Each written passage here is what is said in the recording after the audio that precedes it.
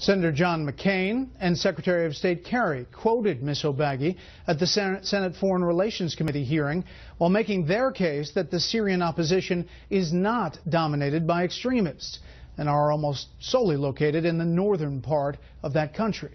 But Chief Intelligence Correspondent Catherine Herridge tells us tonight the facts and the images are starting to tell a very different story. The 4.5-minute video bearing the black and white Islamist flag in the background shows a group of rebel commanders. It was posted on a pro-Syrian regime website 2 days after the alleged chemical weapons attack August 21st. 3 analysts reviewed the tape, including Fox News Middle East specialist Walid Faris. The narrative is jihadi, and the red line they're talking about is by the use of weapons they have not used before. And what comes to my mind would be chemical or biological. A separate analysis identified this man as an apparent deputy to General Salim Idris, the leader of the Free Syrian Army.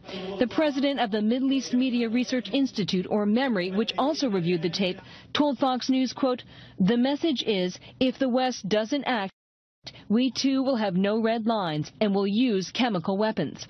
While there's no public evidence the opposition has chemical weapons, it has apparently been discussed. A year ago on Salafi jihadi chat rooms, including in Syria, there has been talks about using all the weapons needed, and it's ideologically permissible for them to use those weapons. Since the civil war began, the flow of foreign fighters marking Syria as a global jihad has grown significantly.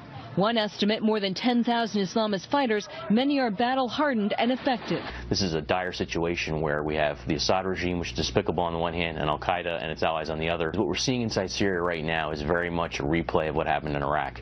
In Iraq, we underestimated Al-Qaeda's designs on the country. This graphic amateur video, now being reported by the New York Times, purports to show the execution of Syrian government soldiers, adding its evidence of a growing criminal element.